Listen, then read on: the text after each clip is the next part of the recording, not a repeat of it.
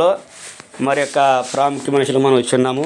అపోస్తుల బోధన అనుసరించి దేవుని యొక్క వాక్యాన్ని మనము ధ్యానం చేసుకుందాము. మరొకసారి ఇటు అవకాశం కలిగించిన తండ్రి అయిన దేవునికి కృతజ్ఞతాస్తుతులు తెలియపరుచుకుంటూ చేరి వచ్చిన మీ అందరూ కూడా మరొకసారి ప్రభుని యేసుక్రీస్తునామములో శుభాభివందనండి. అందరికి కూడా వందనాలు. ఆరాధన క్రమంలో ఈరోజు మనం ఒక విషయాన్ని నేర్చుకునే ప్రయత్నం చేద్దాము. నేర్చుకోబోయే పాఠ్యాంశం పేరు నేను సిద్ధంగా ఉన్నానా. ఎవరికి వారే ప్రశ్న వేసుకొని నేను సిద్ధంగా ఉన్నానా అనే దాని గురించి మనము ఆలోచన చేద్దాం. దేని కొరకు సిద్ధంగా ఉన్నాము అనే దాని గురించి పాఠంలోకి వెళ్ళిన తర్వాత మనము ఆలోచన చేద్దాం. మనము ప్రతిదాని కొరకు కూడా ప్రయాసపడుతూ ఉంటాం, సిద్ధపడుతూ ఉంటాం. ఊరు వెళ్ళాలంటే ముందుగానే సిద్ధపడతాం. ఏదైనా ఫంక్షన్కి వెళ్ళాలన్నా ముందుగానే సిద్ధపడతాం. దేవుని కార్యక్రమాలకు కూడా మనం ముందుగానే సిద్ధపడి ఉంటాము. అలాగే ఇక్కడ కూడా ఈ పాఠంలో కూడా ఒక ప్రాముఖ్యమైన విషయం నేర్చుకుని మనం ప్రయత్నం చేద్దాము. నేను సిద్ధపడి ఉన్నానా, దేని కొరకు సిద్ధపడి ఉన్నాను అనే విషయాన్ని గ్రంథం నుంచి మనం ఆలోచించేద్దాం. మొదటిగా మూలవాక్యంగా మనం చదువుకున్నట్లయితే మత్తయి సువార్త 25వ అధ్యాయము 1వ వచనం నుంచి కనుక మనం చదువుకున్నట్లయితే అక్కడ ప్రభువారు ఒక విషయాన్ని మనకి జ్ఞాపకం చేసినట్లు మనం చదువుకుంటూ ఉంటాము. ఏంటి అని మనం చూసినట్లయితే పరలోక రాజ్యము ఎలా పోలిందంటే తమ దివిటిల్ని పట్టుకొని వెళ్ళిన పెళ్లి కూతురిని పోలి ఉందనే విషయాన్ని తెలియపరుస్తూ ఉన్నాడు. అంటే పెళ్లి కుమార్తెలు పెళ్లి కుమారుని కొరకు ఎదురు చూసేటువంటి సందర్భాన్ని ఇక్కడ మనకి జ్ఞాపకం చేస్తాడు.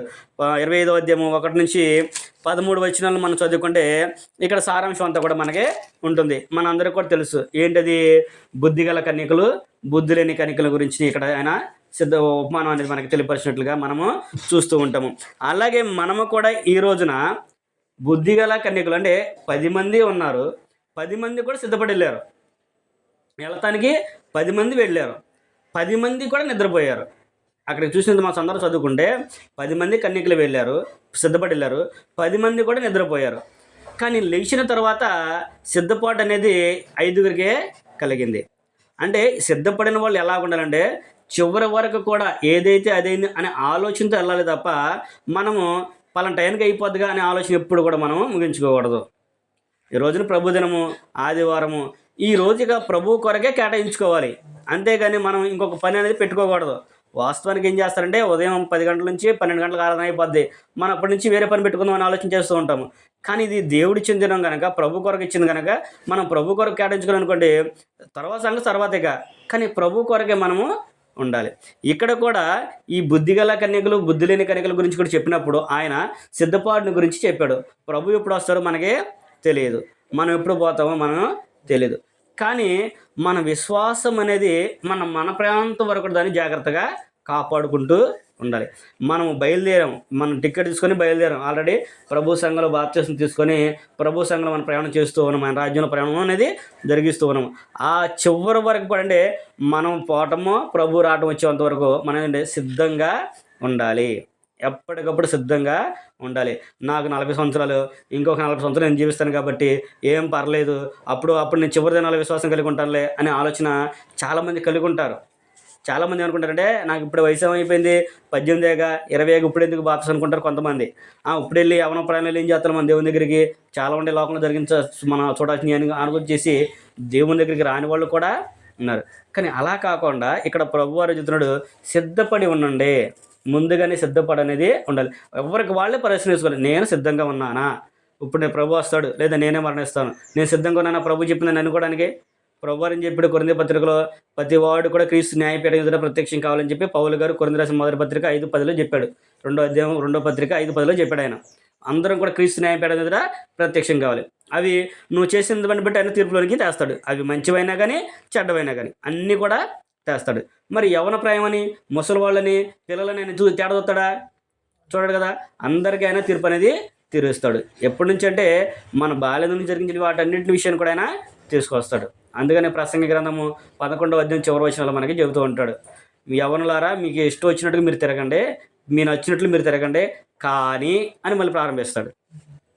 మీ మనసుకు నచ్చినట్లు ఉండండి, మీకు ఇష్టం వచ్చినట్టు తిరగండి, మీకు కావాల్సినవి చేసుకోండి, కానీ ఇవన్నిటిని బట్టి రేపొద్దున దేవుడు తీర్పులను తెస్తారని జ్ఞాపకం ఉంచుకోమని చెప్పేసి ప్రసంగి గ్రంథకర్త మనకి తెలియపరుస్తాడు. కాబట్టి మనము కూడా దేవుని కొరకు సిద్ధపాటు అనేది ఉండాలి. మనం గృహంలో దేని కొరకు అయితే మనం సిద్ధం కలిగి ఉంటామో ప్రతి దానికి కూడా సిద్ధం ఉంటాం. సిద్ధం లేకుండా దేనికి కూడా మనం ఉన్నాం. అలాగే రేపు ప్రభు వచ్చేటప్పుడు కూడా మనం సిద్ధంగా ఉండాలి. ఆ సిద్ధపాటు ఉండాలంటే ఏం చేయాలంటే మనం కూడా బుద్ధిగల కన్యకల్లాగా ఉండాలి. బుద్ధి లేని వారిలాగా ఉండకూడదు. పని చేసుకోవద్దనరు, ఉద్యోగాలు చేసుకోవద్దనరు, ఏమి చేసుకోవద్దనడు. అన్నీ చేసుకోమన్నాడు ఆయన. కానీ నీ విశ్వాసాన్ని నువ్వు కాపాడుకో. నీ భక్తిని నువ్వు కాపాడుకో. నీ జీవితాన్ని నువ్వు కాపాడుకో. ఎవరు వచ్చి మనల్ని ఎవరు కూడా కాపాడరు. ఆత్మ సంబంధమైన జీవితాలు ఎవరు కూడా మనల్ని కాపాడేవాళ్ళు లేరు. ఓన్లీ సేవకులుగా వచ్చి మేము మీకు వాక్యం చెప్తాం మటుకే తప్ప, వాక్యం చెప్పి మేము బలపరుస్తుంది తప్ప, అది మీరు అన్వయించుకొని మన జీవితాలకు అన్వయించుకొని అనుకోండి, అప్పుడు మన విశ్వాసం బ్రతకడానికి అవకాశం అనేది ఉంటుంది. సేవకుడు వచ్చి చెబుతాడు, సేవకుడు తీర్చిదిద్దాడు కదా, నిన్ను నీతిమంతులు చేయలేడు కదా. మన నీతిమంతులు తీర్చేది ఆయన. కాబట్టి ఆయన వాక్యానుసారంగా మనం జీవించాలి. వాక్యాన్ని బట్టి మనం నడుచుకున్నప్పుడు అది దేవుడు కూడా మనకి మెప్పుని కలిగేస్తాడు. అందుకని ఇక్కడ అంటున్నాడు, ప్రభువు చెప్పాడు, సిద్ధపాటు అనేది ఉండాలి. అలా బుద్ధి లేని కన్యకలాగా ఉంటామా, బుద్ధిగల కన్యకలాగా ఉంటామా అనేది మన ఇష్టం. అది అందుకనే పాఠం పేరు అంటే నేను సిద్ధంగా ఉన్నానా. నన్ను నేనే ప్రశ్న వేసుకుంటున్నా, నేను సిద్ధంగా ఉన్నానా? ఇప్పుడు నేను చేసిన దాన్ని బట్టి రేపు ప్రభు తీర్పులో తీసుకొస్తాడు. నేను ఆయన చెప్పడానికి సమాధానం చెప్పడానికి సిద్ధంగా ఉన్నానా? నాకు విశ్వాసం నువ్వు కలిగి ఉన్నావా? నా పట్ల నమ్మకం ఉంచావా?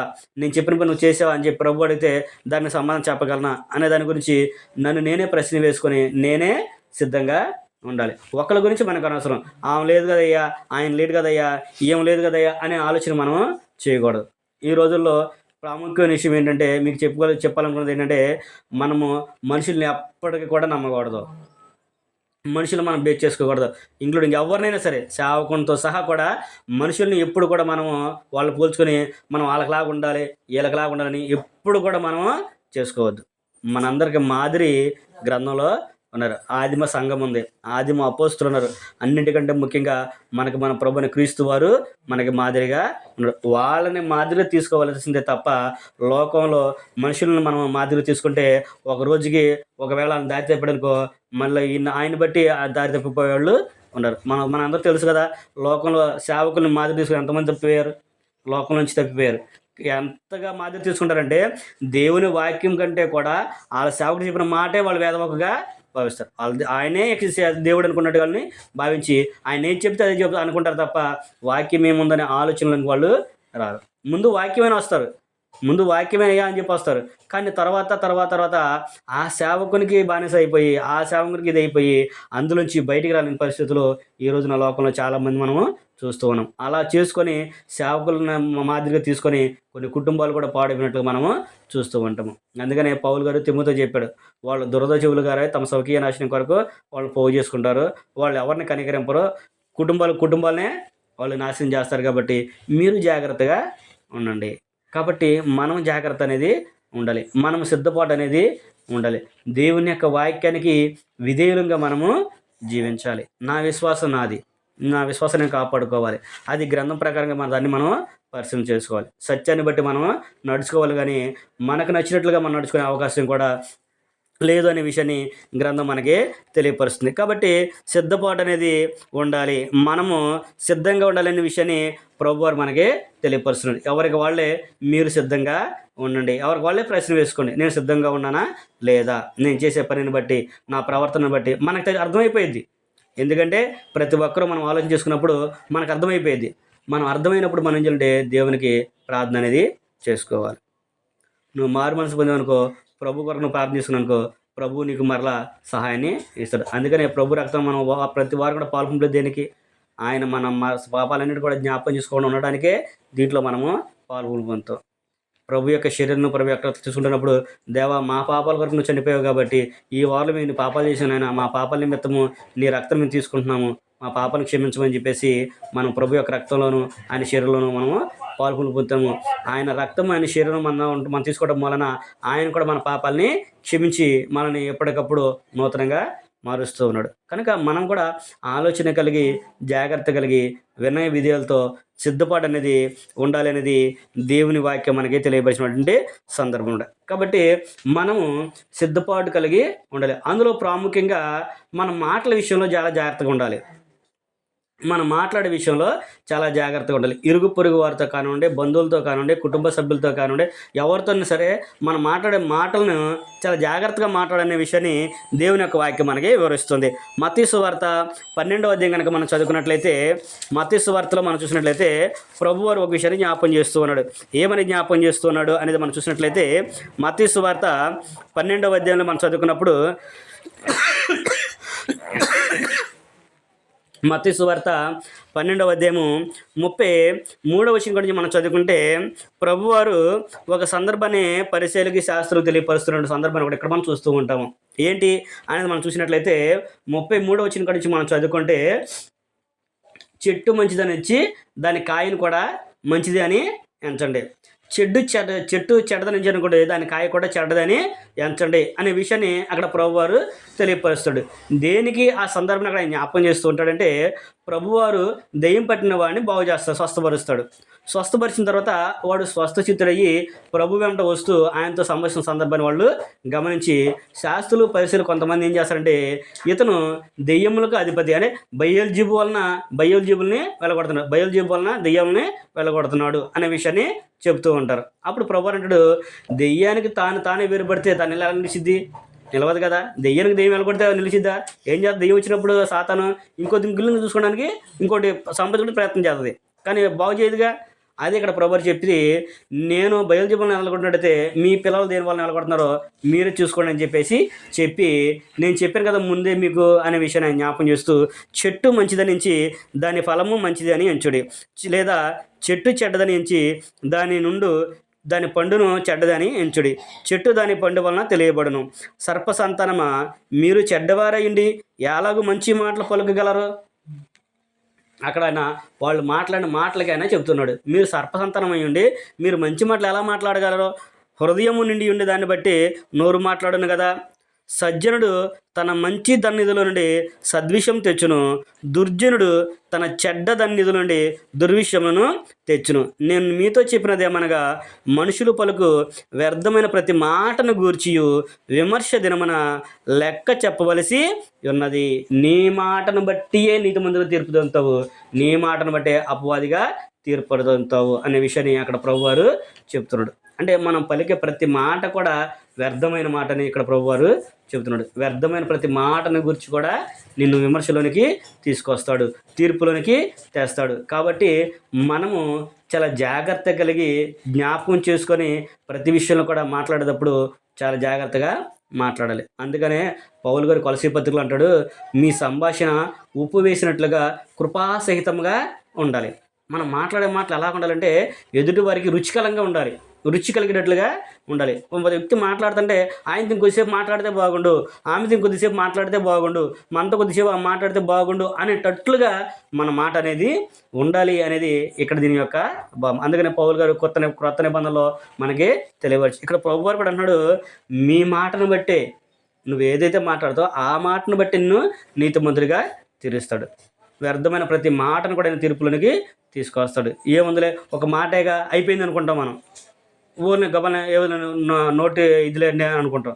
కానీ అలా అనుకోవడానికి అన్ని బయటల గురించి తీసేయి. మనం క్రైస్తవం దేవుని పిల్లలం కాబట్టి మన మాట చాలా జాగ్రత్తగా ఉండాలి. అందుకని నేను సిద్ధంగా ఉన్నానా? నువ్వు మాట్లాడిన మాటలు బట్టి ఒకసారి ఆలోచన చేసుకుంటే, నేను మాట్లాడిన ఎన్ని మాటలు ఉన్నాయో, అంతమందిని ఎన్ని మాటలు అన్నానో నాకే తెలుసు అది. కాబట్టి నేను సిద్ధంగా ఉన్నానా? ప్రభువా నన్ను క్షమించిన ఆయన, నా తప్పులు ఇవి, నా పాపాలు ఇవి. కాబట్టి ఆయన్ని వేడుకుంటే ఆయన మన ప్రవర్తనని తీర్చిదిద్దడానికి అవకాశం అనేది ఉంటుంది. అందుకనే మన హృదయం నిండిన దాన్ని బట్టి నోరు మాట్లాడిద్ది అని అంటున్నాడు ఆయన. నీ హృదయం నిండిన దాన్ని బట్టి నీ నోరు మాట్లాడుతుంది. మన మనసులో ఏమైతే ఉంటుందో నోట్లో చదివే బయటికి వచ్చింది. ఒక వ్యక్తి పట్ల ప్రేమ కలిగి ఉన్నానుకో, ప్రేమ కలిగే మాటలే మాట్లాడతాం. ద్వేషం ఉందనుకోండి, ద్వేషంగానే మాట్లాడతాం. అందుకనే మన మాట చాలా జాగ్రత్తగా ఉండాలి. ఇక్కడ ప్రభువు కూడా అన్నాడు, మీరు వ్యర్థమైన ప్రతి మాటను బట్టి కూడా ఆయన తీర్పులో తెస్తాడు. కాబట్టి నువ్వు సిద్ధంగా ఉండు. నువ్వైనా నేనైనా కానీ ఎలా ఉండంటే సిద్ధంగా ఉండాలి అనే విషయాన్ని అక్కడ ప్రభు వారు చెప్పినట్లుగా మనము చూస్తూ ఉన్నాం. అందుకే క్రైస్తవులంట ఎలాంటి మాటలు పలకాలంటే, క్రైస్తవులు అనుకూల వచ్చిన వాళ్ళే పలకాలి. ఎఫెసీ పత్రికలో చెప్తారు కదా పౌలు గారు, ఎఫెసీ పత్రికలో అని చెప్పాడు, మీరు సమయాన్ని బట్టి అనుకూల వచ్చిన పలకండి, కానీ మీ నోట దుర్భాష ఏదైనాను రాని మాకండి. క్రొత్త నిబంధనలో క్రైస్తవులుగా పౌలు గారు మనకు తెలియజేసిన సందర్భము అదనమాట. కాబట్టి మన సంభాషణ ఎలా ఉండాలి, మన మాట ఎలా ఉండాలి అనే విషయాన్ని ఇక్కడ పౌలు గారు మనకి ఇక్కడ ప్రభు వారు పాత నిబంధనల వారి గురించి తెలియపరిచాడు. మనము కూడా క్రొత్త నిబంధనలో క్రైస్తవులకు ఎలా ఉండాలంటే మన మాటలో చక్కగా కృపాసహితంగా ఉండాలి. మన నోట దుర్భాష ఏది కూడా రానికూడదు. గతంలో నువ్వు ఎలాగైనా మాట్లాడాను అవి తీసేయి, కానీ నువ్వు ప్రభువుని అంగీకరించిన తర్వాత, సువార్తకు లోబడిన తర్వాత, ఒక క్రైస్తవుడు నువ్వు జీవిస్తున్నప్పుడు మన మాట ఎలా ఉండాలో అనేది ఇక్కడ పౌలు గారు మనకి జ్ఞాపకం చేస్తున్నాడు. కనుక నేను సిద్ధంగా ఉన్నాను అనే విషయాన్ని గురించి మనం చెప్పాల్సిన అవసరం అనేది ఉంది. రెండోదిగా మనం చూసినట్లయితే మన కార్యాలను బట్టి కూడా మనం సిద్ధంగా ఉన్నామా లేదనేది మనము పరిశీలన చేసుకోవాలి. అందుకనే పౌలు గారు గలతీ పత్రికలో చెప్పాడు. ఆయన మనకి ముందుగానే గలతీ పత్రిక కనుక మనం చదువుకుంటే ఆయన అక్కడ ఏం చెబుతున్నాడు, గలతీ పత్రిక 5వ అధ్యాయము 19-20 మనం చదువుకుంటే శరీర కార్యములు స్పష్టమై ఉన్నవి. అక్కడ పౌలు గారు ఒక లిస్ట్ ఇచ్చాడు. శరీర కార్యములు స్పష్టమై ఉన్నవి అనే విషయాన్ని చెప్పిన తర్వాత ఒక లిస్ట్ ఇచ్చాడు. ఆ లిస్ట్ ఇచ్చిన దాన్ని బట్టి మనం ఏం చేయాలంటే వాటిని విడిచిపెట్టి దూరంగా పారిపోవాలి అనేదాన్ని ఆయన అక్కడ మనకి తెలియపరుస్తున్నాడు. ఒకసారి మనం చదువుకున్నట్లయితే గలతీ పత్రిక 5వ అధ్యాయము 19 నుంచి మనం చదువుకుంటే 19-20 మనం చదువుకుంటే 21 వరకు శరీర కార్యములు స్పష్టమై ఉన్నవి. అవేవనగా జారత్వము, అపవిత్రత, కామకత్వము, విగ్రహారాధన, అభిచారము, ద్వేషము, కలహములు, మత్సరములు, క్రోధములు, కక్షలు, భేదములు, విమతులు, అసూయలు, మత్తతులు, అల్లరితో కూడిన ఆటపాటలు మొదలైనవి. వీటిని గురించి నేను మునుపు చెప్పిన ప్రకారము ఇట్టి వాటిని చేయవారు దేవుని రాజ్యాన్ని స్వతంత్రించుకోలేరు అనే విషయాన్ని చెబుతున్నాడు. అంటే ఈ లక్షణాలు ఎవరిలో అయితే ఉంటాయో వాళ్ళు దేవుని యొక్క రాజ్యాన్ని స్వతంత్రించుకోలేరు. ద్వేషం ఉన్నా, కలహాలు ఉన్నా, అసూయ ఉన్నా, మత్తతులు ఉన్నా, అల్లరితో కూడిన ఆటల పాటలు ఉన్నాయి, అవి ఉన్నా, జారత్వం ఉన్నా, ఇక్కడ విగ్రహారాధన ఉన్నా, ఏమున్నా కానీ నువ్వు దేవుని రాజ్యాన్ని స్వతంత్రించుకోలేవు. అందుకని నీ కార్యాలను బట్టి నువ్వు జాగ్రత్తగా ఉండు, నీ కార్యాలను బట్టి నువ్వు సిద్ధంగా ఉండు. చాలామంది ఏమనుకుంటారంటే జారత్వం అంటే ఊళ్ళు వ్యభిచారం చేసిన జారత్వం అనుకుంటూ ఉంటారు. కానీ దేవుడు చెప్పాడు పాత నిబంధన క్రొత్త నిబంధన కలిపి చేయటం కూడా ఆత్మీయ విచారం. అది గ్రంథం మనకి తెలియపరుస్తుంది. కాబట్టి మనం చాలా జాగ్రత్తగా నడుచుకోవాలి. విగ్రహారాధన అంటే ఏదో బొమ్మలకు పూజ చేస్తున్న విగ్రహారాధన అనుకుంటారు, కానీ విగ్రహారాధన ధనాపేక్షను కూడా అని అంటాడు. విగ్రహారాధన ధనాపేక్ష కూడా విగ్రహారాధన కిందే దేవుడు పోల్చాడు, తెలియపరిచాడు. కనుక మనము వీటన్నిటిని బట్టి ఆలోచించుకున్నప్పుడు అవి మన దగ్గర లేవునని మనం అనుకుంటాం, కానీ మనమే పరీక్ష చేసుకోవాలి. అసూయ ఉన్నా, కలహం ఉన్నా, ద్వేషం ఉన్నా, అల్లరితో కూడిన ఆటపాటలు ఉన్నా, అంటే మనకు చాలామంది ఏం చేస్తారంటే చిన్న అల్లర్లు చేస్తూ ఉంటారు. బావమరుదులుగా లేకపోతే బావమరదలుగా అన్న సరసాలు ఆడుకుంటూ ఇది చేస్తుంటారు. నువ్వు ఇంట్లో ఉన్నప్పుడు ఓకే, నువ్వు బయట సమాజంలోకి వెళ్ళినప్పుడు నీ పక్కన సహోదరులు ఉన్నప్పుడు దాన్ని నువ్వు అటు జోలికి నువ్వు వెళ్ళకూడదు. ఎదురువారికి మనం అవకాశం అనేది ఇవ్వకూడదు, అపవాదికి అవకాశం అనేది ఇవ్వకూడదు. నువ్వు బావమరుదులుకుంటే ఇంట్లో సరదాగా ఆడుకోండి, నువ్వు బావమరదలైతే ఇంట్లో ఉండండి, ఇంట్లోనే సరసాలు ఆడుకోండి. అంతేగాని బయట సహోదరుల మధ్యలో లేదా సమాజం మధ్యలోనో లేదా కుటుంబం మధ్యలోనో ఆడడానికి అవకాశం అనేది లేదు. అలాంటి అవకాశం మనం ఇవ్వకూడదు. అలాంటి అవకాశం ఇప్పుడు మన బంధువులే కదా మనం సరసం ఆడుతూ ఉంటాం, కానీ వాళ్ళు బయట మనం చులకనగా మాట్లాడే అవకాశం అనేది ఉండదు. కాబట్టి మనం చాలా జాగ్రత్తగా అనేది కలిగి ఉండాలి. అందుకని అక్కడ ఆయన చెప్పాడు పౌలు గారు, శరీర కాలంలో స్పష్టమైనవి కాబట్టి ఇటు వాటికి మీరు దూరంగా ఉండండి, మీరు సిద్ధంగా ఉండండి అనే విషయాన్ని కూడా అక్కడ ఆయన మనకి తెలియపరుస్తున్నాడు. యేసుక్రీస్తు వారు కూడా మనకు ఒక విషయాన్ని జ్ఞాపకం చేశాడు. మత్తయి సువార్త 5వ అధ్యాయం కనుక చదువుకున్నట్లయితే ఆ యొక్క శరీర కార్యాల గురించి ప్రభువారు కూడా ఒక విషయాన్ని జ్ఞాపకం చేస్తూ ఆయన ఏమంటాడంటే మత్తయి సువార్త 5వ అధ్యాయము 27వ వచనం కాడి నుంచి మనం చదువుకుంటే ఇక్కడ కూడా ప్రభువారు ఒక సందర్భాన్ని ఆయన జ్ఞాపకం చేశాడు, ఒక సంఘటనని జ్ఞాపకం చేశాడు. పాత నిబంధనలో ఏదైతే అనుకున్నారో దానికి ఈయన ప్రత్యేకంగా బదులను ఆయన ఇచ్చాడు. వాళ్ళు వ్యభిచారం అంటే ఏంటో అనుకున్నారు, ఇది చేస్తేనే అని అనుకున్నారు, కానీ ఇక్కడ ఆయన అన్నాడు మోహపు చూపుతో చూచినప్పుడు కూడా నువ్వు చేసినాడు. అక్కడ ఆ గ్రంథంలో ఇక్కడ మన మత్తయి సువార్త 5వ అధ్యాయము 27వ వచనం నుంచి మనం చదువుకుంటే వ్యభిచారం చేయవద్దని చెప్పబడిన మాట మీరు విన్నారు కదా, నేను మీతో చెప్పినదేమనగా ఒక స్త్రీని మోహపు చూపుతో చూచు ప్రతివాడు అప్పుడే తన హృదయమందు ఆమెతో వ్యభిచారం చేసిన వాడు అగును. నీ కుడికను నేను అభ్యంతరపరిచినడలా దాన్ని పెరికి నీ వద్ద నుండి పారవేయము. నీ దేహమంతా నరకంలో పడవేయబడకుండా నీ అవయవంలో ఒకటి నశించడం నీకు ప్రయోజనం కదా అని చెప్పేసి చెప్పుకుంటూ ఆయన లిస్ట్ అంతా ఇక్కడ చెప్పుకుంటూ వస్తాడు. అంటే మనకి ఏదైతే అభ్యంతర కారణంగా ఉందో దాన్ని తీసేసుకోవాలి. ఇప్పుడు మాట్లాడతాం, దుర్భాష మాట్లాడతాం, మనకి అడ్డంగా ఉంది, దాన్ని మనం చేయాలి, మానేయాలి, తీసేసుకోవాలి మన నుంచి. అసూయ అనేది మనలో ఉంది, తీసేసుకోవాలి. కోపం ఉంది, తీసేసుకోవాలి. తీసేసుకోవాలంటే ఎట్టబోయిద్దంటే మనం ప్రయత్నం చేయాలి. మనం ఎంత మాట్లాడినా కానీ కోపం తెచ్చుకొని ఉండడానికి మనం ప్రయత్నం చేయాలి. ప్రతి ఒక్కరితో కూడా ప్రేమగా ఉండాలి. కొంతమంది ఎన్ని తిట్టినా కానీ నవ్వుతూనే ఉంటారు. వారి మొహం మీద నవ్వు అనేది పోదు. ఎన్ని కష్టాలు వచ్చినా, ఎన్ని బాధ వచ్చినా కానీ నవ్వు మొహం ఉంటుంది తప్ప వాళ్ళు దాన్ని బయటికి తెలియపరచున్నారు. మనసులో బాధ ఉంటుంది కాదంట్లా, కానీ దాన్ని అయినా తీసివేసుకుంటాడు. అలాగే మనం కూడా నీకు ఎన్ని బాధలున్నా, ఎన్ని కష్టాలున్నా, ఎంత కోపం ఉన్నా కానీ ఎదుటివారి పట్ల స్నేహంతో, ప్రేమతో నువ్వు మాట్లాడు. దేన్ని బట్టి అంటే ప్రభువుని బట్టి నేను మాట్లాడాలి. ఎందుకంటే నువ్వు నేను ఒకే పోలిక, నువ్వు నేను ఒకే తండ్రి బిడ్డలం. భౌతికంగా మన కుటుంబాలు వేరైనప్పటికీ, మన గ్రామాలు వేరైనప్పటికీ, మన తల్లిదండ్రులు వేరైనప్పటికీ, మన దేహాలు వేరైనప్పటికీ కూడా ఆత్మీయంగా మనం అందరం కూడా ఒకే కుటుంబం కనుక, ఒకే కుటుంబంలో ఉన్న మనము ఒకే తండ్రి పిల్లలం కనుక, ఆ తండ్రి అయిన దేవుని పోలిక మనం అందరం కనుక ఏంటంటే నా సహోదరి, నా సహోదరుడు నేనే అనే ఆలోచన కలిగి ఉండి మనం ఏం చేయాలంటే ఎదుటివారిని ప్రేమతో సంభాషించాల్సిందే తప్ప మనము కోపం కానీ, అసూయ కానీ, ద్వేషాలు కానీ పెట్టుకోవడానికి అవకాశం అనేది ఇవ్వకూడదు. ఎందుకంటే అపవాదికి అవకాశం అనేది మనం ఇవ్వకూడదు. నిందించడానికి అపవాదికి అవకాశం అనేది ఇవ్వకూడదు. ఉదాహరణకి మనం చదువుకుంటే యోబు గ్రంథం మనందరూ తెలుసు కదా. యోబు ఎంత సహనవంతుడు, ఎంత ఎంత గొప్పవాడైనా అలాంటి వాడు లేడని కూడా దేవుడే చెప్పాడు ఆయన గురించి. ఆయన ఊరకనే ఉన్నాడా ఏంటయ్యా అని చెప్పేసి అపవాది దేవుని దగ్గర అనుమతి తీసుకొని మరీ వచ్చాడు. ఎవరి దగ్గర? యోబును శోధించడానికి అపవాది దేవుని దగ్గర అనుమతి తీసుకొని మరీ వచ్చాడు. ఈ రోజున కూడా నిన్ను నన్ను అపవాది శోధించాలంటే దేవుడు అనుమతి ఇవ్వాల్సిందే. దేవుడు అనుమతి ఇవ్వాల్సిందే. ఎవరికి? దేవుని పిల్లలకి. బయటల గురించి మనం ఆలోచించవసరంలా, క్రీస్తులో లేని గురించి మనం ఆలోచించవసరంలా. క్రీస్తులో ఉన్న వారికి దేవుడు ఒకవేళ శ్రమ అనిపిస్తే, ఒక కష్టం వస్తే అది దేవుని వలన కలిగింది అని మనం అనకూడదు అనే విషయాన్ని కూడా యాకోబు పత్రికలో యాకోబు గారు కూడా మనకి తెలియపరచు. ఒకవేళ దేవుడే కనుక నీకు ఆ శోధన కలిగిస్తే దాంతోపాటు తప్పించుకునే మార్గాన్ని కూడా ఆయన చూపిస్తాడు అన్నాడు.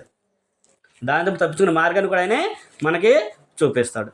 కనుక మనము సిద్ధముగా ఉండాలి. సిద్ధపాటు అనేది మనకు లేకపోతే మనము ఏ విషయంలో కూడా దేవునికి అనుకూలంగా ఉండం కానీ దేవునికి వ్యతిరేకంగానే ఉంటాము అనే విషయాన్ని ఇక్కడ తెలియపరుస్తాడు. కనుక 2 విషయాలు మనం చూసాము. బుద్ధిగల కన్యకల వల్లే మనం ఉండాలి. రెండోది వ్యర్థమైన మాటల గురించి మనం ఆలోచించాలి. మూడోది శరీర కార్యాల గురించి మనము సిద్ధపాటుగా ఉండాలి. నన్ను నేనే పరిస్థితున్న విషయాన్ని మనము చూసాము. కాబట్టి ఇంకా మనం చూసినట్లయితే భార్యాభర్తల మధ్య సంబంధం విషయంలో కూడా మనము సిద్ధపాటు అనేది కలిగి ఉండాలి. భార్యాభర్తల సంభాషణ విషయంలో కూడా ఇద్దరు కూడా ఎలా ఉండాలి? సిద్ధపాటు కలిగి ఉండాలి. మనకి గ్రంథంలో మనకి దేవుడు వాక్యం మనకి తెలియపరుస్తుంది. ఎఫెసీ పత్రికలో చెప్పాడు, ఆది కాండంలో చెప్పాడు, అనేక సందర్భాల్లో కూడా ప్రభువారు కూడా మా సువార్తలో చెప్పాడు, పౌలు గారు కొరింథీ పత్రికలో కూడా చెప్పాడు. భార్యాభర్త ఇద్దరు కూడా ఎలా ఉండాలంటే ఏకమయ్యి ఉండాలి. ఒక మాట, ఒక సంభాషణతో ఉండాలి. నీ భర్త ఎలాంటి వాడైనప్పటికీ కూడా నువ్వు ఆయన్ని ప్రేమించి గౌరవించాలి. నీ భార్యను నువ్వు నిష్ఠూర పెట్టకుండా నువ్వు ఆమెను సంతోషపరచాలి. ఎందుకంటే జీవన కృపలో నీ భార్య నీతో పాలివారు ఉంది కాబట్టి నువ్వు నీ భార్యని నిష్ఠూర పెట్టకూడదనే విషయాన్ని పురుషులు కూడా తెలియపరిచాడు. అలాగే భార్యాభర్త ఇద్దరు కూడా ఎలా ఉండాలంటే ఒకరినొకరు ప్రేమించేవారుగా ఉండాలి. ఎందుకంటే నీ భర్త నువ్వు రక్షించదవో లేదో నీకు తెలియదు, నీ భార్య నువ్వు రక్షించుకుంటావో లేదో నీకు తెలియదు. మీ ఇద్దరిని కాపాడేది బట్టికి దేవుడే. కాకపోతే మీ ఇద్దరు కలిసి ఉండటం వలన మీ పిల్లలు పవిత్రులై ఉంటారు అనే విషయాన్ని కొరింథీ పత్రికలో పౌలు గారు చెప్పాడు. భార్యాభర్తలు ఇరువురు కూడా కలిసి ఉండటం వలన వారి పిల్లలు పవిత్రులై ఉంటారు. ఒకవేళ వాళ్ళు కనుక ఎవరిదారు వారు చూసుకుంటే వాళ్ళు ఏమవుతారంటే పిల్లలు చెడిపోతారు, వాళ్ళు వ్యభిచారకారులు అవుతారు అనే విషయాన్ని కొరింథీ పత్రికలో 7వ అధ్యాయంలో పౌలు గారు మనకి తెలియపరిచాడు. అందుకని ఎంత కష్టమైనప్పుడు కూడా మనం దాన్ని అనుసరించి నడుచుకోవాలి. దేవుని యొక్క వాక్యానికి విధేయులం అవ్వాలి. దేవుని యొక్క వాక్యం ఎప్పుడు కూడా వ్యర్థం కాదు. దేవుని యొక్క వాక్యము చెప్పాడంటే కంపల్సరీగా అది జరుగుతుంది. భార్యలు తమ నడవడిక వలన వాక్యం లేకుండా తమ భర్తను రాబట్టవచ్చు అనే విషయాన్ని దేవుడు చెప్పాడు అంటే అది వాస్తవం. అది మనం చేయాలి మన ప్రయత్నంగా. అది మనం ప్రయత్నం చేయకోకుండా మా వాళ్ళు రావట్లేదు, లేకపోతే నా భార్య రావట్లేదు అనే విషయాన్ని పురుషుడు చెప్పడానికి అవకాశం లేదు, నా భర్త రావట్లేదని భార్య చెప్పడానికి అవకాశం అనేది లేదు. అందుకనే భార్య ఎలా నడవాలో, భర్త ఎలా నడవాలో అనే విషయాన్ని కూడా దేవుని యొక్క వాక్యం మనకి గ్రంథంలో తెలియపరుస్తుంది. కాబట్టి భార్య భర్త సంబంధించిన కూడా చాలా జాగ్రత్త కలిగి మనం సిద్ధపాటు అనేది ఉండాలి. భార్యను బట్టి భర్త, భర్తను బట్టి భార్య, ఇద్దరిని బట్టి పిల్లలు, కుటుంబం అంతా కూడా నడిపించబడుతుంది. అది దేవునికి అనుకూలంగా ఉండాలనే విషయాన్ని, నువ్వు సిద్ధంగా ఉండాలనే విషయాన్ని అక్కడ తెలియపరుస్తుంది. 5వ విషయం మనం చదువుకున్నప్పుడు పిల్లల విషయంలో కూడా చెప్పాడు. పిల్లల విషయంలో కూడా ఏంటంటే సిద్ధంగా ఉండాలి.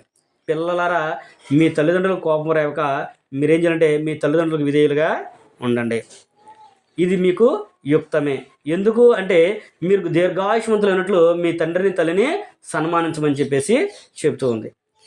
ఇప్పుడు మీరైనా కానీ మీ తల్లిదండ్రులని సన్మానించాలి. నాకు పెళ్ళైనప్పటికి కూడా, నాకు పిల్లలు ఉన్నప్పటికీ కూడా నేను తల్లికి తండ్రికి బిడ్డనే, కాబట్టి నేను కూడా నా తల్లిని తండ్రిని సన్మానించాలి. మా తల్లిదండ్రులకు కూడా ఒకవేళ పిల్లలు ఉన్నారనుకోండి, వాళ్ళ తల్లిదండ్రులు అనుకోండి, వాళ్ళు కూడా వాళ్ళని గౌరవించాలి. ఏ వయసులో వైరైనప్పుడు కూడా వాళ్ళ తల్లిదండ్రులు ఉంటారు కదా, వాళ్ళని వాళ్ళ పిల్లలే కాబట్టి వాళ్ళు తల్లిదండ్రులని గౌరవించాలి, సన్మానించాలి అనే విషయాన్ని చెబుతుంది. సన్మానించడం అంటే అందరూ లోకం అనుకున్నట్టుగా శాలువాలు తీసుకొచ్చి పూల బొక్కలు ఇచ్చి చేయడం కాదు. వాళ్ళు బ్రతికున్నంత కాలం కూడా వారికి మేము ఉన్నాము, మీకేం ఇబ్బంది లేదు, మీరు జాగ్రత్తగా ఉండండి అని వాళ్ళకి ఒక మాట మనం ఇచ్చి వాళ్ళకి తగిన సమయం ముందు వాళ్ళు చూసుకోవడమే మనం చేసే గొప్ప పని. కాబట్టి మనము కూడా, పిల్లలు కూడా ఎలా ఉండంటే దేవునికి విధేయులుగా, తల్లిదండ్రులకు విధేయులుగా వాళ్ళు జీవించాలి. ఇది దేవుని చెప్పిన వాక్యం. వీటన్నిటి కూడా రెఫరెన్స్లు ఉన్నాయి, మనందరూ తెలిసినవి కాబట్టి నేను వాటిని చెప్పుకుంటూ వెళ్తున్నాను. అలాగే మెయిన్ పాయింట్లో 2వ పాయింట్ మనం చూసినట్టయితే మనం ఏం చూసుకోవాలంటే నేను రక్షింపబడ్డానా లేదా అనేదాన్ని కూడా మనం ఆలోచించాలి, సిద్ధంగా ఉండాలి. నేను రక్షణలో ఉన్నానా లేదా అనేదాన్ని ప్రతి వ్యక్తి కూడా ఏంటంటే ఆలోచన అనేది కలిగి ఉండాలి, సిద్ధపాటు అనేది ఉండాలి. ఒక వ్యక్తి రక్షింపబడాలంటే ఏం చేయాలి? దేవుని యొక్క వాక్యం మనకి తెలియపరుస్తుంది. ఒక వ్యక్తి రక్షింపబడాలంటే మొదటిగా సువార్తను వినాలి అనే విషయాన్ని మనకి తెలియపరుస్తుంది. రోమిలకు రాసిన పత్రిక 10వ అధ్యాయము 14 వచ్చిన కనుక మనం చదువుకుంటే అక్కడ పౌలు గారు ఒక విషయాన్ని జ్ఞాపకం చేస్తూ ఉంటాడు. రోమిలకు రాసిన పత్రిక 10వ అధ్యాయము 14 వచ్చిన మనం చదువుకున్నప్పుడు పౌలు గారు చెప్పినటువంటి కార్యాలను బట్టి మనం దేవుని యొక్క వాక్యాన్ని బట్టి మనం ఆలోచిస్తే రోమిలకు రాసిన పత్రిక 10వ అధ్యాయము 14 వచ్చిన అక్కడ అన్నాడు, సువార్త ప్రకటనపడకుండా ఎవరు కూడా రక్షణ అనేది పొందలేరు. 14 వచ్చిన ఏం చెబుతున్నాడు ఆయన? వారు విశ్వసింపని వానికి ఎట్లు ప్రార్థన చేయుదురు, వినని వారిని ఎట్లు విశ్వసించుదురు, ప్రకటించేవారు లేకుండా వారు ఎట్లు విందురు అనే విషయం తెలియపరుచుకుంటూ వస్తుంటాడు. అంటే సువార్త ప్రకటింపబడాలి, వాళ్ళు సువార్తను వినాలి. అంటే ప్రకటించేవాడు ఒక ఆయన ఉండాలి, వినడానికి ఉండాలి, ప్రకటించే వారిని పంపబడిన వాళ్ళు కూడా ఉండాలి. అదే మనము ఆలోచన అనేది చేయాలి. దేవుడు మానవులకు సువార్త ప్రకటించడానికి ఆయన కుమారుని క్రీస్తు ప్రభువు లోకానికి పంపించాడు. క్రీస్తు ప్రభువారు ఆదిమ సంఘానికి, అపోస్తులకి మీరు సర్వలోకానికి వెళ్ళి సర్వసృష్టి సువార్త ప్రకటన చేయడం అని చెప్పేసి వాళ్ళకి అధికారించాడు. అపోస్తులు కూడా, ఆదిమ సంఘం కూడా అనేకులకు బాప్తిసం ఇచ్చి మీరు సువార్తను ప్రకటించి అనేకులను ప్రభులోకి నడిపించండి అని చెప్పేసి ఆదిమ సంఘం కూడా అనేకులకి తెలియపరిచింది. అలాగే ప్రతి సేవకుడు కూడా ఒక ప్రాంతంలో సేవ చేస్తున్నాడంటే వేరే సువార్థికుల ద్వారా పంపబడిన వ్యక్తే. అలా మన దగ్గర సువార్త వచ్చింది కాబట్టి మనము ఆ మొదటి సువార్తను వినాలి, సత్యాన్ని మనము గ్రహించాలి. మనం అందరికీ తెలుసు, మొదట ఏమనుకుంటాం, సువార్త అంటే ఏమనుకుంటాం మనము? వినడం వలన విశ్వాసం కలుగును, క్రీస్తు గురించిన మాట వలన కలుగునని 10 మనం చదువుకుంటూ ఉంటాము. ప్రతి దానికి కూడా ఏమని చెప్తారంటే అదే విషయాన్ని మనం చెబుతుంటాము. రోమపత్రిక 10:17 వినుట వలన విశ్వాసం కలుగును, వినుట క్రీస్తుని గురించిన మాటల వలన కలుగును అనే విషయాన్ని చెబుతున్నాం. అసలు ఆ వినుట మాటని రావాలంటే ముందు సువార్త అనేది మనకి ప్రకటనపడాలి. కనుక అక్కడ 14 వచ్చిన కాడి నుంచి మనం చదువుకుంటూ వస్తే ఈ 17 వచ్చిన అర్థం అనేది మనకి తెలుస్తుంది. కాబట్టి మొదటిగా ఒక వ్యక్తి దేవుని యొక్క వాక్యాన్ని వినాలి, అంటే సువార్తను వినాలి అనే విషయాన్ని అక్కడ తెలియపరుస్తుంది. రెండో సందర్భాన్ని మనం చూసినట్లయితే నేను రక్షింపబడ్డానా లేదా అనే విషయం చూసినప్పుడు రెండోదంటే యేసుని నమ్మాలి. ఏమని నమ్మాలి? యేసుని దేవుడు క్రీస్తుగా పంపించాడని నమ్మాలి. అసలు ముందుగా యేసుక్రీస్తు ప్రభువు ఆయన లోకరక్షకుడని ప్రతి వ్యక్తి కూడా నమ్మాలి. నమ్మడం బట్టే అక్కడ మన విశ్వాసం అనేది, మన విశ్వాస జీవితం అనేది అక్కడ ఆధారపడి ఉంటుంది. అక్కడ యూదులు, శాస్త్రులు, పరిచయాలు కూడా కొంతమంది క్రీస్తు ప్రభువుని అంగీకరించలేదు. ఆయన్ని యేసుక్రీస్తు ప్రభువారిని ఆయన క్రీస్తు అని ఎవరు కూడా నమ్మల, ఆయన మెస్సీ అని ఎవరు కూడా నమ్మల. అందుకనే ప్రభువారిని సిలువ వేశారు. ఒకవేళ ఆయనే ఈయన తెలిసింటే ఎవరు సిలువ వేసేవాళ్ళు కాదు కదా. అందుకనే మనం కూడా ఏం చేయాలంటే యేసును నమ్మాలి అనే విషయాన్ని యోహాను సువార్త 8వ అధ్యాయము 23, 24 వచ్చిన కనుక మనం చదువుకుంటే అక్కడ ఆ విషయాన్ని మనకి జ్ఞాపం చేస్తుంది. నేనే ఆయనని మీరు నమ్మని ఎడల అనే పదాన్ని ఆయన వాడుతూ ఉంటాడు. మనం ఒకసారి చదువుకుందాము. యోహాను సువార్త 8వ అధ్యాయము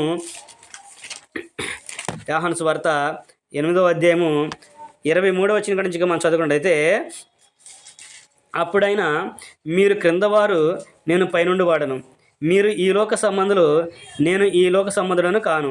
కాగా మీ పాపంలో నుండి మీరు చనిపోదురని మీతో చెప్పినని నేను ఆయనని మీరు విశ్వసించని ఎడల మీరు మీ పాపంలో నుండి చనిపోదురని వారితో చెప్పాను. అంటే ప్రతి వ్యక్తి కూడా ఆయనే యేసుక్రీస్తు ప్రభుని నమ్మాలి, యేసే క్రీస్తు అని నమ్మాలి. ఆ క్రీస్తే మనకి ఈనాడు రక్షకుడు, లోకరక్షకుడు, సర్వమానవాళికి కూడా ఆయన రక్షకుడు అనే విషయాన్ని నమ్మాలి అనే విషయాన్ని ఇక్కడ మనకి తెలియపరుస్తుంది. మూడోది మనం చూసినప్పుడు మనము పశ్చాత్తాపడాలి. మన పాపల విషయంలో మనం పశ్చాత్తాపడి, వాళ్ళు ఏ రోజు ఎలాగైతే క్రీస్తు ప్రభు వారిని అప్పగించేందుకు వారు పశ్చాత్తాపడి మార్మస్ పొందారో, అలాగే మనం కూడా ప్రభువారు మా పాపల కొరకే బలయ్యాడని చెప్పి విషయాన్ని తెలుసుకొని పశ్చాత్తాపడి మనం కూడా పెంచాలంటే పశ్చాత్తాపడాలి అనే విషయాన్ని తెలిపండి. మారు మనసు అనేది మనం పొందాలి అనే విషయాన్ని తెలియపరుస్తుంది. నాలుగోది, మనము యేసుక్రీస్తు ప్రభువారు దేవుని కుమారుడని, ఆయన లోకరక్షకుడని, నా పాపాల కొరకే ఆయన వచ్చాడని, ఆయనలోనే నా పాపాలను కడిగివేయబడతాయని మనం ఒప్పుకోవాలి అనే విషయాన్ని కూడా తెలియపరుస్తుంది. మనం ఒప్పుకోవాలి, మన నోటితో మనము ఒప్పుకోవాలి. ఇవన్నీ కూడా బాప్తిసం సంబంధించిన కార్యాలు మనందరికీ కూడా తెలుసు. ఇవన్నీ కూడా మనకు తెలుసు కాబట్టి, కానీ మరలా ఒకసారి జ్ఞాపకం చేస్తున్నాం, మనం ఏ ఉద్దేశంతో మనం నమ్మాము, నిజంగా నేను క్రీస్తులో ఉన్నానా లేదా అనేది ప్రతి వ్యక్తి కూడా ఆలోచించే అవసరం అనేది ఉంది. సిద్ధపాటు అనేది ఉండాలి అంటే ముందుగా నేను అసలు రక్షింపబడ్డానా లేదా అనే ఆలోచన కూడా రావాలి కదా. చాలామంది ఇప్పుడు ఏమన్నారు, అందరూ నేను రక్షింపడ్డాం అనుకుంటున్నారు. చాలా ఈ రోజు నా ప్రార్థన బైబిల్ పట్టుకుని నిలవాళ్ళందరూ కూడా మేము రక్షింపడ్డామని అనుకుంటున్నారు. కానీ ఈ విధంగా రక్షించబడ్డారు వాళ్ళు? రక్షింపబడడానికి ఒక ప్రణాళికని దేవుడు ఏర్పరచాడు. ఆ ప్రణాళిక ప్రకారం నువ్వు రక్షణ పొందుకోకుండా ఉంటే అది రక్షణ కిందకే రాదు. క్రీస్తు వారు కూడా అంగీకరించడు, దేవుడు కూడా మనల్ని అంగీకరించడు అనే విషయాన్ని కూడా ఇక్కడ మనకి తెలియపరుస్తుంది.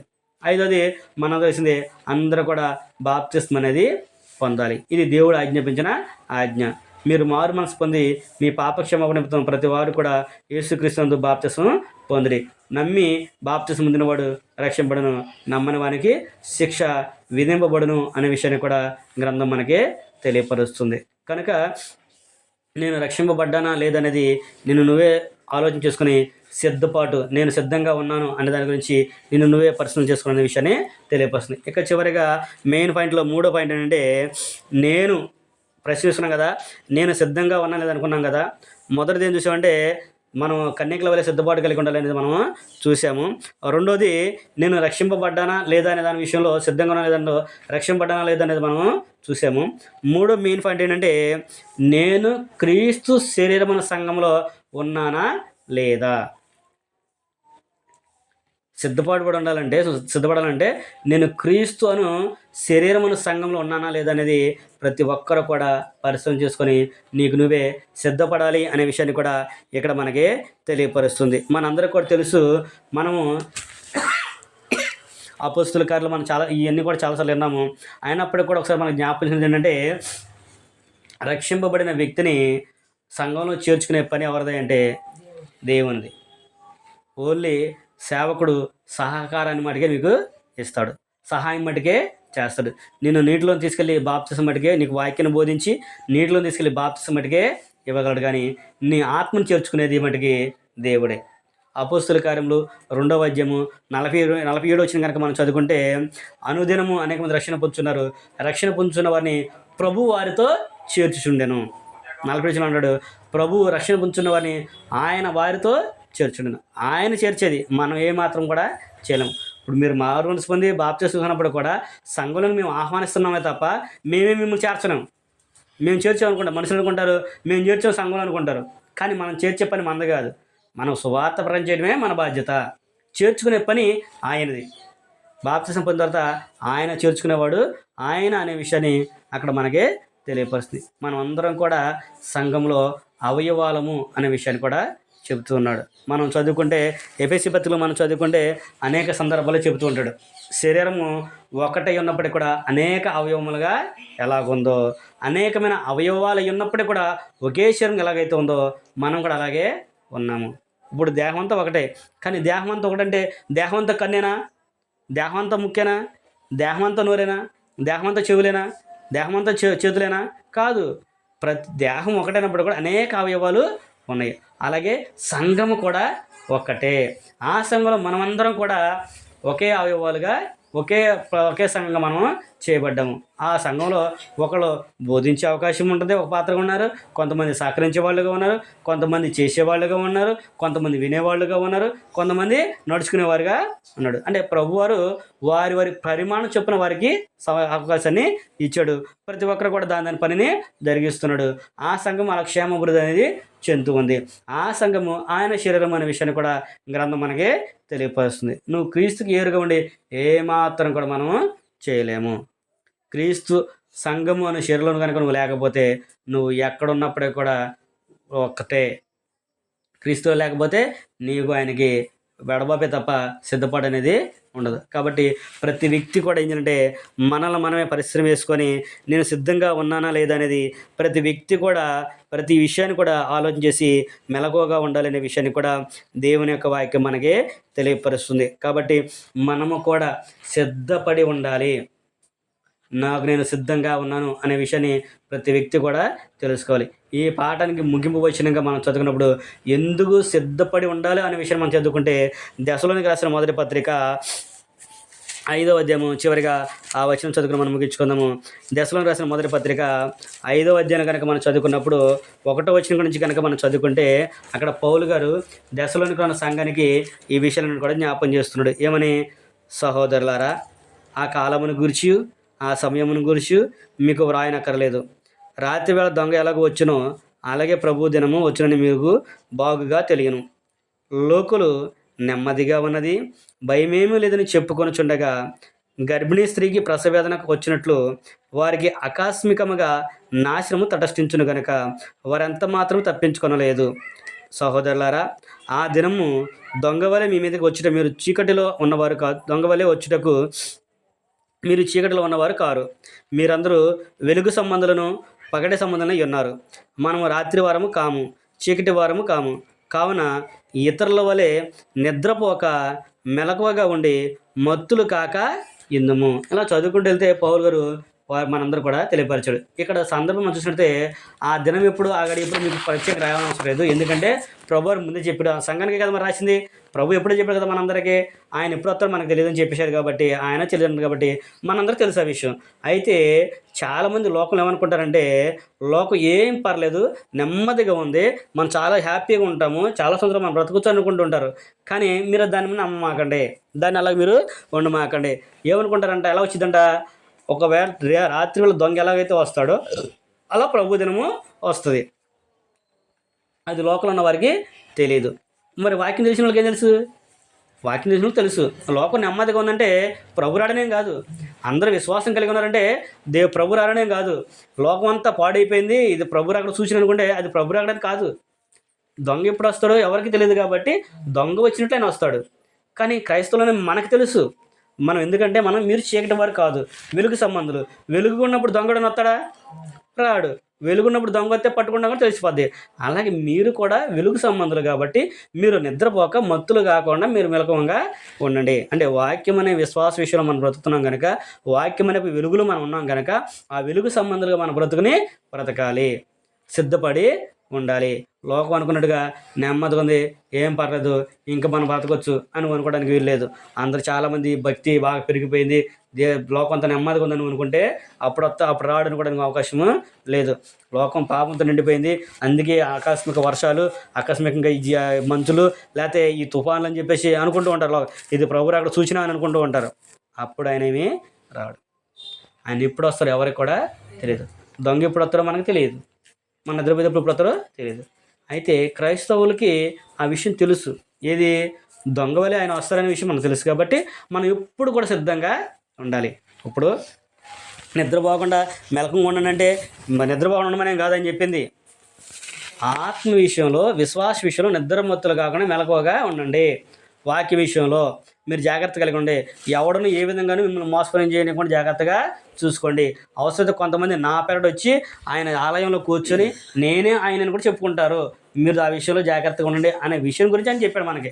అందుకని మనం మెలకువగా ఉండి దేవుని యొక్క వాక్యాన్ని ఉన్నది ఉన్నట్లుగా విని విశ్వాసం ఉంచి ఆయన రక్షణ విషయంలో మనం రక్షింపబడిన వారమే, ఆయన విశ్వాసంగా మనం పెరిగినట్లయితే దేవుడు కూడా మనల్ని ఆయనతో పాటు తీసుకెళ్తానికి అవసరం అనేది ఉంటుంది. మనం సిద్ధపడి లేవనుకోండి, ప్రభు వచ్చినప్పుడు ఆయన ఒక సందర్భాన్ని జ్ఞాపకం చేస్తాం, అందరికీ తెలిసిందే, వారికి ఆ దారి వీళ్ళకి ఈ దారి. కాబట్టి ఏ దారిలో ఉంటావు అనేది నీ చాయిస్. అందుకనే నన్ను నేను పరీక్షించుకోవాలి. నేను సిద్ధంగా ఉన్నానా? ఓకే, ఆత్మ విషయంలో సిద్ధంగా ఉన్నాను, దేవుని వాక్య విషయంలో సిద్ధంగా ఉన్నాను, విశ్వాస విషయంలో సిద్ధంగా ఉన్నాను. ఇదిగో వాక్యం నాకు చెప్పింది, ఇదిగో దాన్ని బట్టి నేను కలిగి ఉన్నాను అనే నమ్మకాన్ని నువ్వు కలిగి ఉన్నావు అనుకో, దేవునికి ఇది వాక్యానుసారంగా నువ్వు లేవనుకో, వాక్యంలో చెప్పిన బట్టి నువ్వు లేవనుకో, అది కూడా దేవుడే చూసుకుంటాడు. మానవులుగా మనం తీర్పు చేయాల్సిన అవసరం అనేది లేదు అనే విషయాన్ని గ్రంథం తెలియపరుస్తుంది. కాబట్టి మనము సిద్ధంగా ఉందాము. దేవుని వాక్యాన్ని బట్టి మనము ప్రభు కొరకు ఆయన రాకడకు సిద్ధంగా ఉండి మన విశ్వాస జీవితాన్ని, మన భక్తిని, మన ప్రేమను ఎల్లప్పుడూ కూడా కాపాడుకుంటూ దేవుని ఎడల విశ్వాసం కలిగి భక్తి కలిగి జీవితం విషయాన్ని ప్రేమతో మీకు తెలియపరుస్తూ నాకు నేను తెలియపరచుకుంటూ ఈ మాట ఇంతటితో ముగిస్తున్నాను. ఓపిక మీ అందరూ కూడా ప్రభు నామమున వందనాలు తెలియపరచు. అందరికీ కూడా